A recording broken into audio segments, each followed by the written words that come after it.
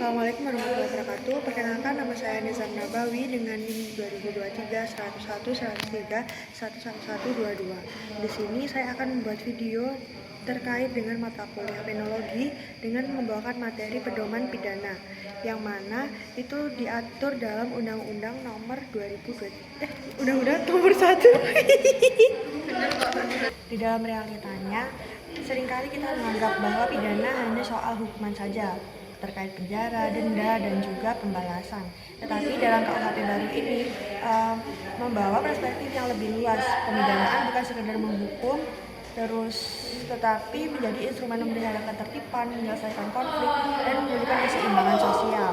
Pedoman ini menjadi arah yang jelas bagi hakim agar setiap putusan proporsional manusia dan sesuai dengan konteks sosial pelaku. Dalam video ini kita akan membahas yang pertama, latar belakang pedoman pemidanaan, yang kedua, prinsip-prinsip yang menjadi fondasinya, dan yang ketiga yaitu 8 aspek pedoman pemidanaan beserta contoh aplikasinya, dan yang terakhir implikasi bagi sistem peradilan dan masyarakat. Yang pertama yaitu terkait latar belakang pedoman pemidanaan. Sebelum memahami pedoman pemidanaan dari KUHP 2023 atau KUHP baru, penting bagi kita untuk menempatkan peraturan ini dalam konteks sejarah dan perkembangan hukum pidana yang ada di Indonesia. KUHP lama yang berlaku hingga sebelum 2023 masih sangat dipengaruhi paradigma kolonial Belanda. Pada masa itu, hukum pidana lebih menekankan pembalasan, pengendalian sosial, dan penegakan kekuasaan pemerintah. Hukum seringkali dipandang semata-mata sebagai alat untuk menakut-nakuti masyarakat, menjaga stabilitas politik, dan meminimalkan pelanggaran hukum. Akibatnya, pendekatan ini sering bersifat kaku, formalistik, dan kurang memperhatikan kondisi sosial, motif, dan juga latar belakang manusia yang melakukan tindak pidana itu sendiri. Dalam praktiknya, paradigma yang lama sering membuat pidana menjadi resep satu ukuran yang sama untuk semuanya. Misalnya, dua orang yang melakukan tindak pidana yang sama bisa dijatuhi hukuman serupa, meskipun konteks niat dan dampak sosialnya berbeda. Sistem ini memang efektif untuk menimbulkan efek jerah, tetapi jarang mempertimbangkan aspek kemanusiaan, rehabilitatif, dan juga restoratif.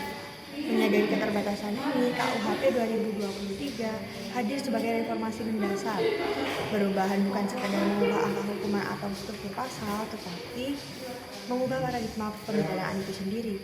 Sekarang, pemidanaan tidak lagi hanya berorientasi pada efek jerah atau pembalasan. Ia juga menekankan yang pertama, pemulihan sosial, yang mana agar korban, pelaku, dan masyarakat dapat kembali ke keseimbangannya. Yang kedua, pembinaan pelaku, agar yang bersalah bisa belajar dan kembali menjadi anggota masyarakat yang produktif. Dan yang terakhir, perlindungan korban, sehingga hak-hak korban diakui dan dijaga dalam proses peradilan. Pedoman pemidanaan hadir untuk memastikan hakim tidak menjatuhkan pidana secara sembarangan. Ia berfungsi sebagai kerangka berpikir sehingga putusan pidana konsisten, dengan artian sehingga perkara sejenisnya mendapatkan perlakuan yang sebanding. Yang kedua, adil dan proporsional, menghukum sesuai tingkat kesalahan, dampak, dan konteks sosial. Yang ketiga, manusiawi, mempertimbangkan kondisi, motif, dan latar belakang pelaku. Dan yang terakhir, objektif, tetap berlandaskan fakta dan hukum, bukan emosi atau tekanan publik. Secara keseluruhan, pedoman ini menegaskan bahwa pemidanaan bukan hanya soal menghukum, tetapi juga soal menata kembali hubungan sosial yang terganggu akibat tindak pidana itu sendiri. Ia menjadi fondasi bagi peradilan pidana modern yang tidak hanya formal, tetapi juga substansi dan berorientasi pada keadilan sejati.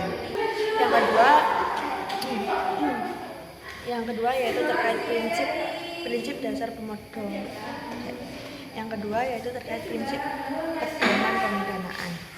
Setelah mengenai latar belakang lahirnya pedoman pemidanaan dalam KUHP 2023, langkah berikutnya adalah mengetahui atau melihat prinsip-prinsip dasarnya yang menjadi fondasi.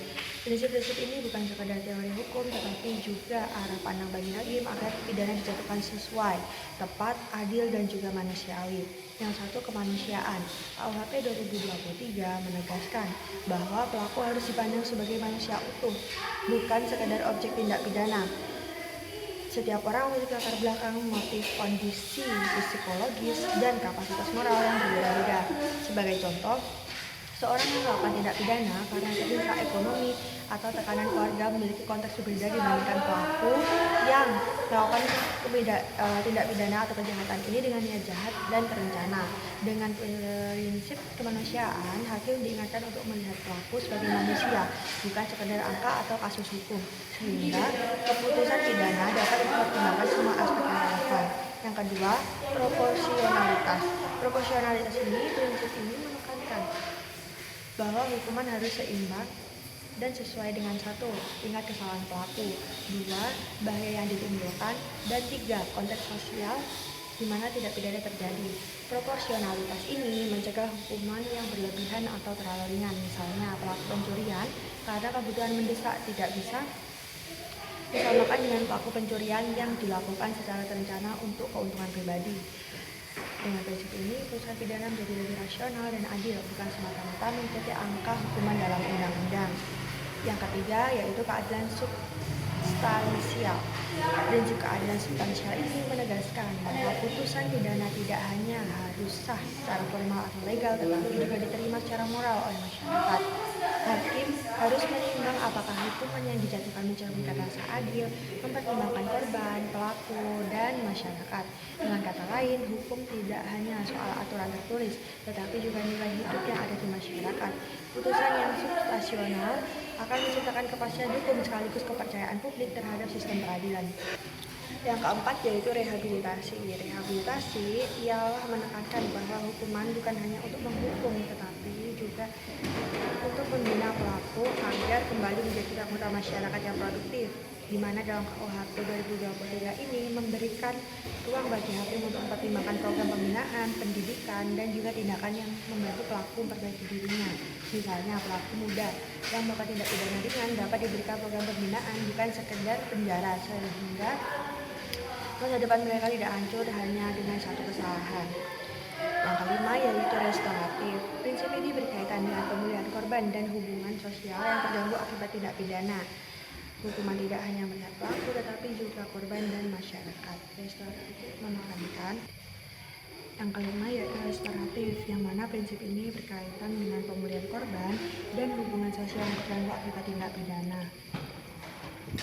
Hukuman ini tidak hanya melihat pelaku tapi juga korban dan masyarakat. Restoratif menekankan upaya perbaikan kerugian, memulihkan kepercayaan masyarakat, dan membangun kembali keseimbangan sosial.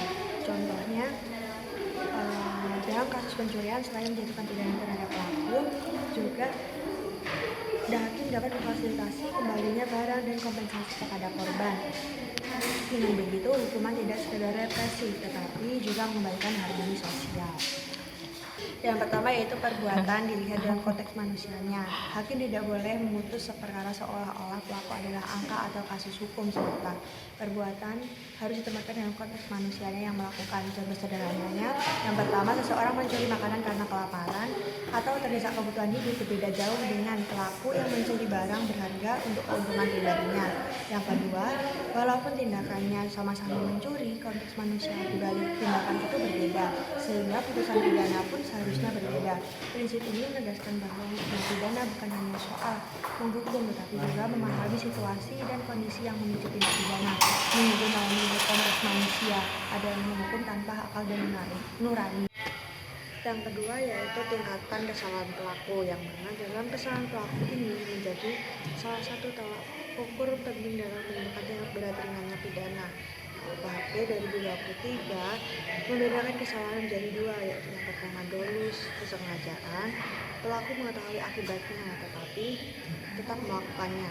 Yang kedua yaitu culpa atau lalai, yang mana pelaku tidak sengaja tetapi perbuatan ini terjadi karena kelalaiannya. Contoh, 1. Pelaku yang merencanakan perampokan dengan senjata jelas memiliki tingkat kesalahan lebih tinggi dibandingkan seseorang yang secara spontan mengambil barang tanpa niat jahat mendalam.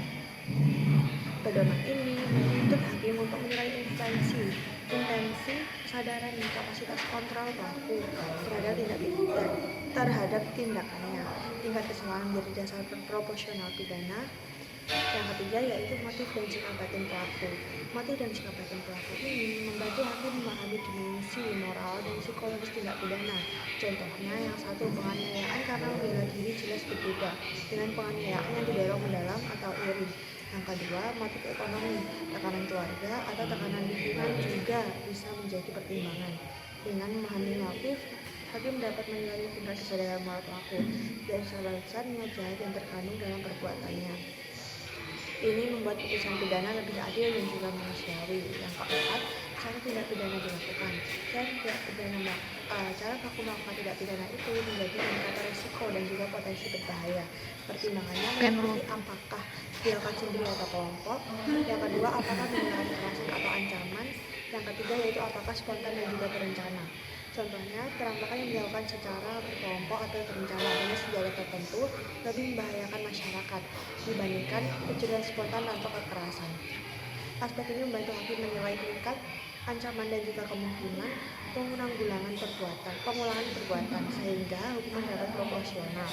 Yang kelima yaitu riwayat hidup kondisi sosial pelaku, yang mana dalam KUHP 2023 atau KUHP baru ini secara eksplisit memperhitungkan latar belakang sosial dan ekonomi pelaku.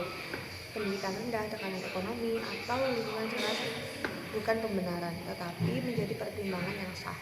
Contoh, pelaku yang tumbuh dalam lingkungan miskin dengan akses pendidikan terbatas mungkin melakukan tindak pidana karena keterpaksaan. Sementara pelaku yang punya akses lengkap tetapi tetap berbuat salah menimbulkan niat jahat yang besar. Pendekatan ini membuat pemidanaan lebih sensitif terhadap realitas sosial dan menegaskan bahwa hukum tidak bekerja dalam ruang hampa. Yang keenam, sikap pelaku setelah tindak pidana. Perilaku pelaku setelah kejadian sangat relevan untuk menentukan tingkat keringanan dan juga memberatkan pidana. Contoh yang pertama, pelaku yang kooperatif menyerahkan diri, meminta maaf, atau mengembalikan kerugian dapat meringankan pidana. Dan sebaliknya, pelaku yang melarikan diri, menutupi fakta, dan mengulangi perbuatan menunjukkan sikap memberatkan. Ini menunjukkan pedoman pemidanaan memadukan dimensi moral dan legal, menilai perilaku pelaku secara menyeluruh. Yang ketujuh, dampak pidana terhadap masa depan pelaku. KUHP 2023 mengingatkan hakim untuk mempertimbangkan masa depan pelaku, terutama bagi pelaku muda dan juga atau mereka yang berpotensi berubah. Yang selanjutnya yaitu yang ketujuh adalah dampak pidana terhadap masa depan pelaku. Dampak pidana terhadap masa depan pelaku sendiri merupakan kalau misalnya ada di KUHP 2023 mengingatkan hakim untuk mempertimbangkan masa depan pelaku, terutama bagi pelaku muda atau mereka yang berpotensi berubah. 1. Hukuman tidak boleh menghancurkan kehidupan sepenuhnya. 2. Pendekatan ini selaras dengan prinsip restoratif justice, di mana pidana bersifat korektif, bukan destruktif. Contoh, pelaku remaja yang melakukan pencurian ringan bisa mendapatkan program pembinaan daripada hukuman penjara jangka panjang yang memutus jalur pendidikan atau pekerjaan. Ini menegaskan bahwa tujuan hukuman pidana itu sendiri adalah pembinaan, bukan sekedar balas dendam. Dan yang kedelapan, yang terakhir, rasa keadilan masyarakat. Putusan pidana harus diterima oleh masyarakat. Namun, hakim tidak boleh tunduk pada tekanan publik. Dengan yang pertama, rasa keadilan masyarakat diartikan sebagai sense of fairness, bukan opini atau keparahan massa. Yang kedua, hakim menyeimbangkan antara hukum, fakta kasus, dan persepsi publik, sehingga putusan tetap sah, rasional, dan diterima secara moral. Contohnya dalam kasus yang menjadi sorotan media, hukuman tidak boleh dijatuhkan karena opini publik menuntut pembalasan, tetapi harus berdasarkan pertimbangan hukum, fakta, dan prinsip keadilan substantif. Dan yang terakhir, melalui hadirnya KUHP 2023 ini atau KUHP baru ini, Indonesia sedang membangun sistem pemidanaan yang lebih dewasa, manusiawi, dan berkeadilan.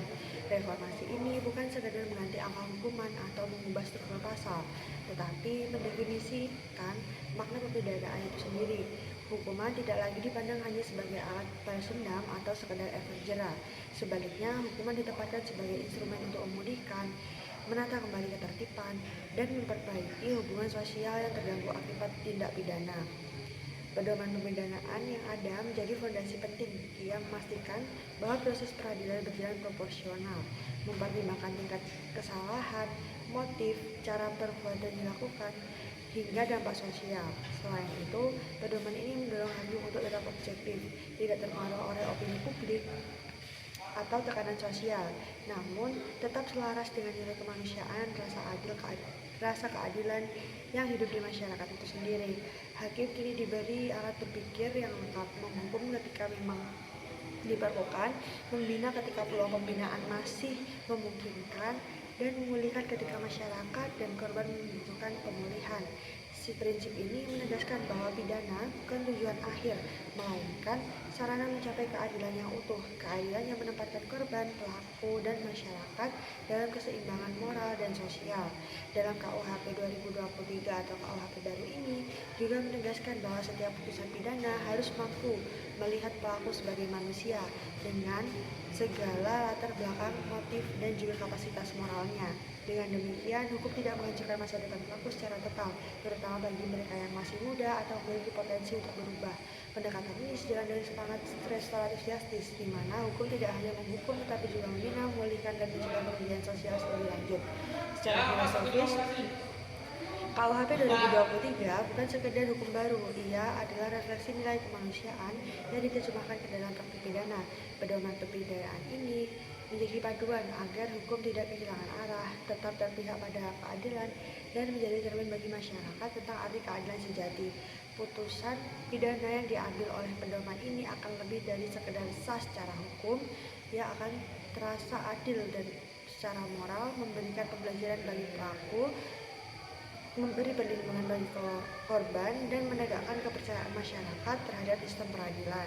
Dengan kata lain, KUHP 2023 membawa kita dalam pada pemidanaan yang bukan hanya menghukum tapi juga membina dan juga memulihkan, yang tidak menghancurkan tetapi memberi kesempatan, yang tidak hanya menegakkan hukum tetapi juga menegakkan nilai kemanusiaan.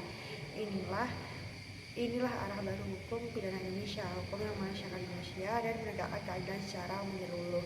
Sekian dari saya. Wassalamualaikum warahmatullahi